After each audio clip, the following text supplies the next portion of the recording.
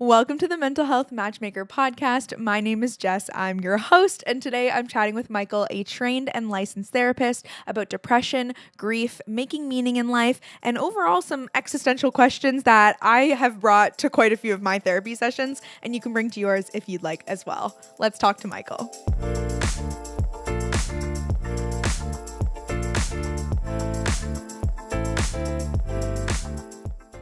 The amount of times I feel like I'm in a therapy session and I'm like, oh, wait, I didn't expect for that seemingly random memory to come up. But really, it's so intertwined with the rest of the things I'm experiencing in my life. Right, exactly, yeah. And I think sometimes the biggest things that come out of therapy aren't what's on the agenda or what's you're hoping to get out of it necessarily. It's a more organic process when it's working well, at least. Yeah, absolutely. Yeah. Do you find people come into therapy mostly when they're going through a life transition or maybe a depression or certain, struggles in that sense? Or what's the most common theme that you feel like comes up in your sessions? Yeah, I would say some sort of transition, some sort of stuck point where, people are resilient the way I see it, and they try everything that they know how, given their own experience, their own supports, to try to work through something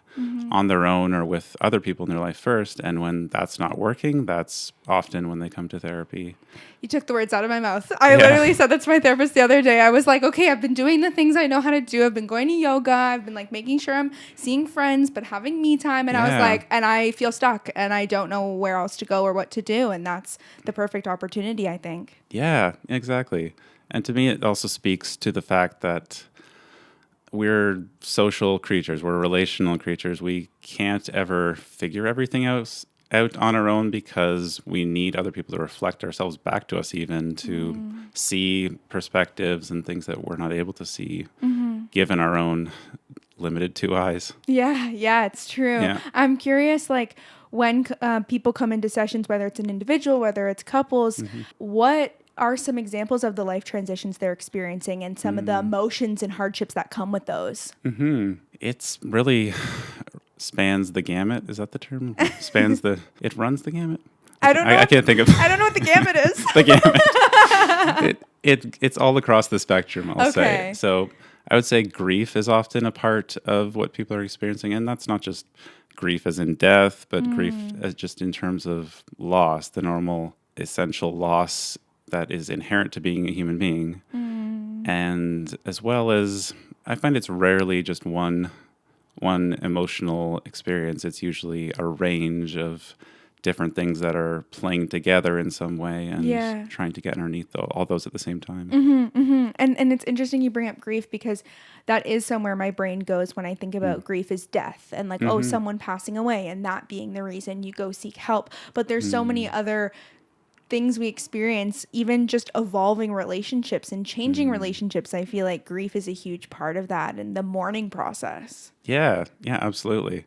Grief is about any kind of change really requires grief because you have to let go of something in order to grab onto something else. You're even just getting another year older. There's a loss of what your body was able to do last year, for example, as you start to get older, or people are constantly coming in and out of your life. There's a lot of losses that go unacknowledged and that require some time often in order to be able to move forward in a more intentional way. In general as well, it's not socially acceptable in a lot of contexts. For example, at work, people feel they have to kind of shove everything down and just function. Yeah. So it needs space to come out often. Yeah, I love that you brought up work too, because I think I've been in that experience where I've lost someone close to me, and then I've made mistakes at work because I've just been like, okay, I took 2 days and I'm fine now, and I'm just gonna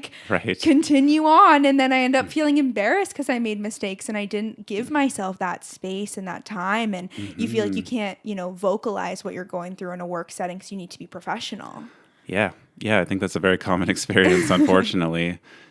We feel we need to, we kind of internalize the standards of society, which is, okay, you can compartmentalize your grief into a couple of days, which is kind of ridiculous, and then get back to being a good functioning part of our machine, and that's not always a bad thing. It's just it doesn't allow for the fullness of their grief, their humanity to show up oftentimes.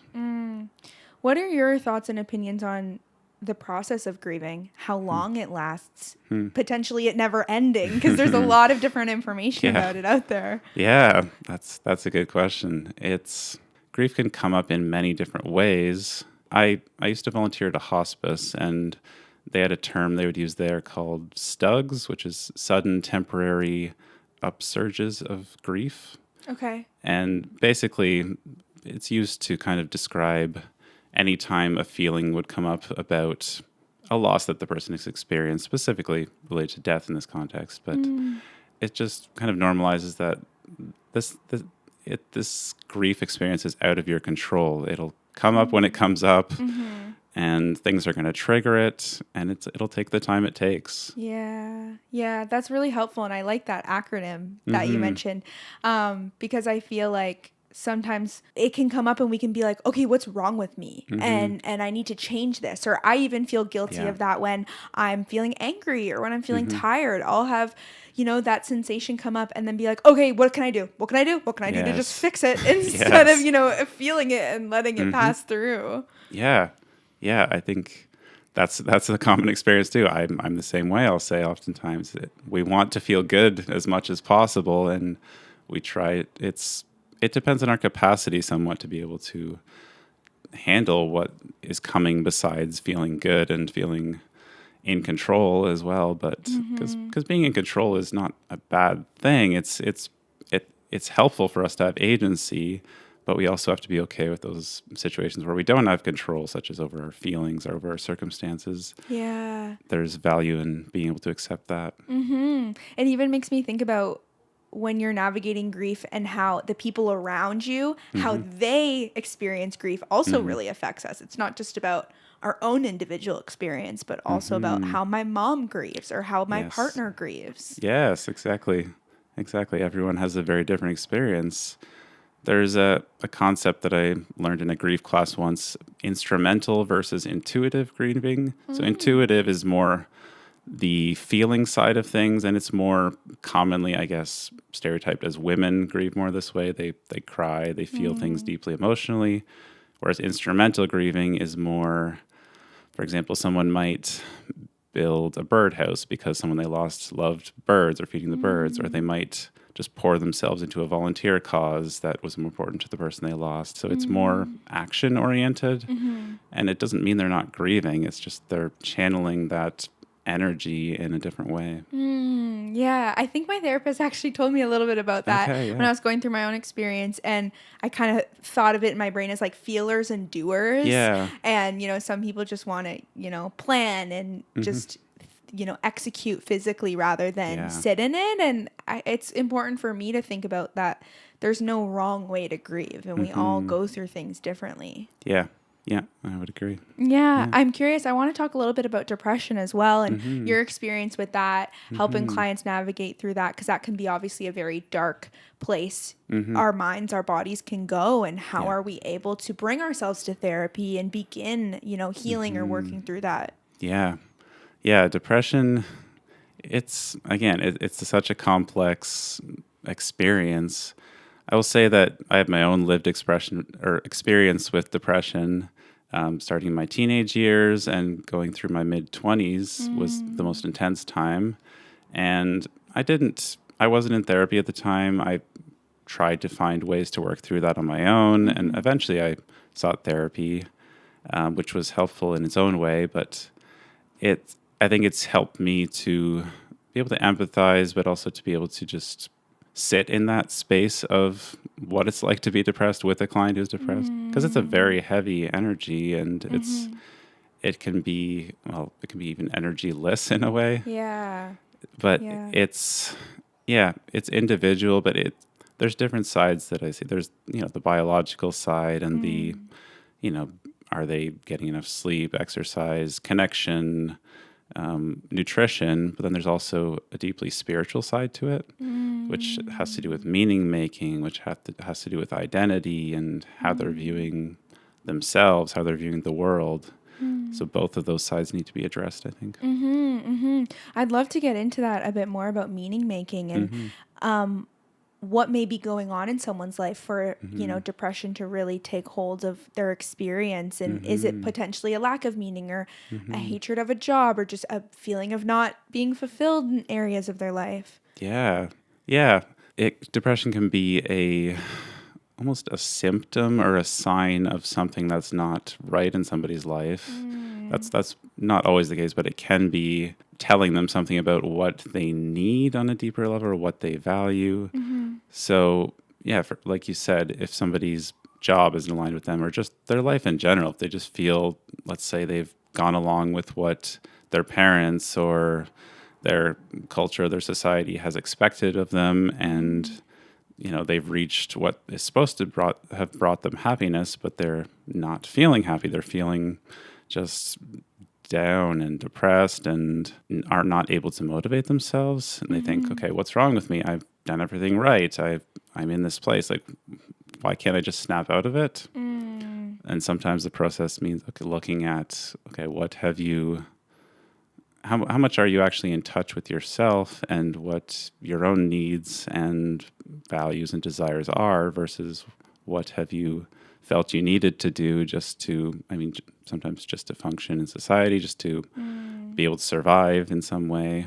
So untangling those threads can be helpful. Yeah, that makes sense. And being able to talk through maybe the different areas that are factors. Yeah. And I'm curious your explanation on sort of the difference between just, sadness and the emotions we go through with sadness or anger or grief, for example, versus depression. Because, I think in society as well, people can be like, oh, I'm feeling so depressed today. Yeah. But what is that difference? To me, it can often involve a lack of feeling altogether, a numbness. It can involve persistent sadness as well. I would say that it's more the case if sadness gets stuck, like if it's stagnant, you can't move through that sadness. It's not just, for example, in grief, grief lasts as long as it lasts, but there's times when people are just unable to move past the loss. It becomes something that is no longer something that they're moving through as long as it might take. It's something that they've just become stuck in this pit and they can't see a way out, and there doesn't seem to be any movement one way or another. I think I would say it has something to do with that stuckness. Yeah, that's helpful because I've noticed in my own emotions, if I'm patient and I sit and I feel it rather than fix it, often they evolve and they change, or they may lessen in their strength or their intensity. But with depression, it's interesting to think about it in that way of stuckness and what are the timelines too? I'm sure it ranges between, can it happen for a couple days or do you usually see it more for weeks or months? For depression? Yeah. Yeah, I would say it can come in a wave of a couple days, let's say, and then subside again. I think that's often not as problematic though for people. It's more often when it comes and it moves in like a fog and doesn't clear out for, let's say, a couple of weeks or longer than that, starts to affect their relationships, their health, their ability to work, those sorts of things. I appreciate you sharing this sort of insight because, it can be hard to maybe even flag for someone who's going through it and not being able to recognize it. I'm curious your thoughts on what you would say to someone who is wondering if they are able to seek therapy or in maybe the early stages of being like, okay, I think this is what I'm struggling with. Again, I'll say it depends on what that person's own experience is. What I think I would have wanted to hear, and some other people I've worked with probably would have benefited from this as well, just to validate, like, this is not due to your own weakness or some flaw in you. This is not your fault that you're going through this. It's not that you're not trying hard enough, that you're not working hard enough. This is a profoundly difficult experience that sometimes needs to be addressed with different means than you're capable of working through just on your own. I'd also say it's very difficult to reach out for help for a lot of people with depression. The tendency is often to withdraw, to isolate, to kind of cocoon yourself, and that can make it worse. But it's a very hard impulse to fight at times. So, yeah, I don't know if there's an easy solution there to say, yeah, just reach out to somebody, because some people really feel they don't have anyone they can reach out to. But there is help available. There is support available, I guess, is one thing I would say. I thank you. I appreciate you sharing that, because it's really helpful, especially you pulling from your own experience and those with clients. And it's a really difficult place to be in, but even just to potentially think about someone hearing this and just being validated and being like, oh, wow, like this isn't my fault. And I feel like with a lot of mental health challenges, it can start to feel like, how can I fix this all on my own? When in reality, we don't need to go through everything by ourselves, even though, we live in a society that's a little bit more individualistic, and we're more nervous to ask for help or to open up to people. Yeah. I'm glad you mentioned that, because I was thinking the same thing. Our society kind of urges us to be self-sufficient in a lot of ways, to look after ourselves, and there's a place for that. I mean, but there's also definitely value in being able to lean on others for support. Yeah. And I feel like this is a great segue into talking about relationships and, different relationship issues people work through in session with you, or how therapy can also positively impact their relationships. Yeah. I mean, a relationship is a system. Like, it forms between two people. It involves parts of both of them. But a dynamic gets created between them. And once that dynamic has kind of been fostered and is going on for a while, it can be hard for people to kind of imagine a different way of doing things. There's a lot of questions, I think, that don't often get asked within relationships, no matter how long the people have been together and how well things are going overall. There's just certain questions that feel too risky to ask at times. And so sometimes I feel my role is to ask those questions and give the people space to answer, even with their partner there.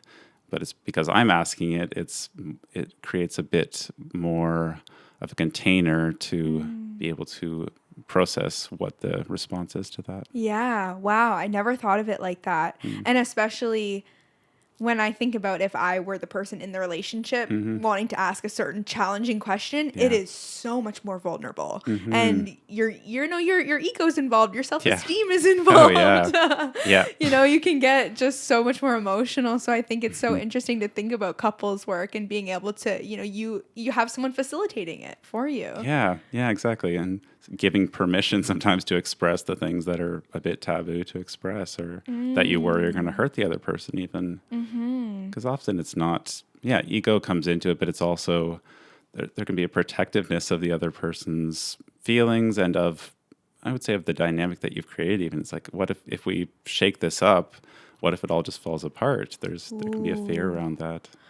Interesting. It's like you're taking that step to put the effort into it and to either, like you said, amicably split up if that is what the couple's trying to do, or work on the relationship with one another. And I want to chat more about meaning making in therapy as well, what that really means, what that looks like, if it's a spiritual thing, a religious thing, like where does it fall, and what are your own, feelings on it?